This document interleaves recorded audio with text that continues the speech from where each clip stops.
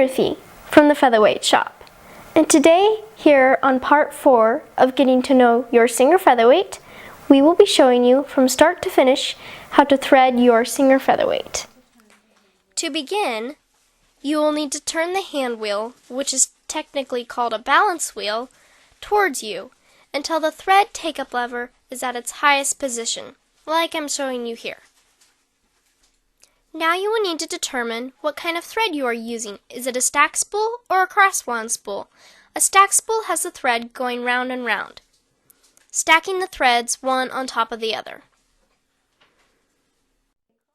A cross-wound spool has the thread that is wound on the spool in a crisscross pattern, as you can see on this Aurifil spool of thread. If you are using a stack spool of thread, then place the spool on the spool pin. Your thread will go directly from the spool to the first upper thread guide, like this. If using an Aurifil cross-wound spool, then it helps to remove the bottom orange disc so that the thread doesn't get caught. This will help the thread unwind smoothly as it goes to the needle. With a cross-wound spool, it is highly recommended that you use a thread stand that is designed specifically for the featherweight. My daddy has an excellent video tutorial on the Featherweight Schoolhouse on the importance of using a thread stand.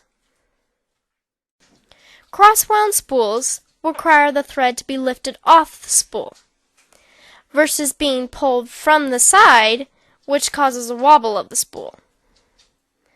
Bring the thread first to the stand's upper guide.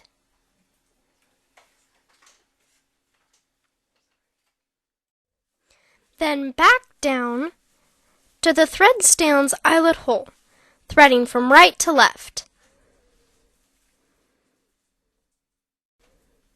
Then directly over to the first upper thread guide on the machine. The remaining steps for threading the machine will be the same for all spool types. Place your right hand on the thread to hold it taut for the next couple of steps. Using your left hand, grab the thread and bring it straight down and slip it between the tension discs. Make sure it is between the discs and not in front or behind them. Bring the thread around and under the take-up spring. The take-up spring should raise up as the thread is brought all the way around and into the retaining fork.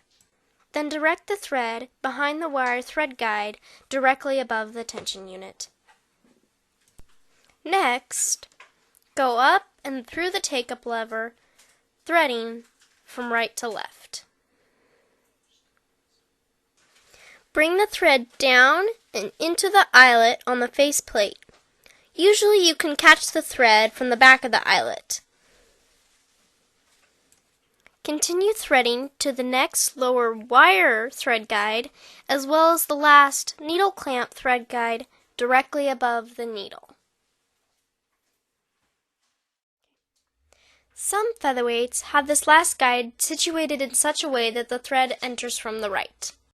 Remember from our last video how important it was to have the flat side of the needle facing left? Well, this last threading step is just as important too for proper stitch formation.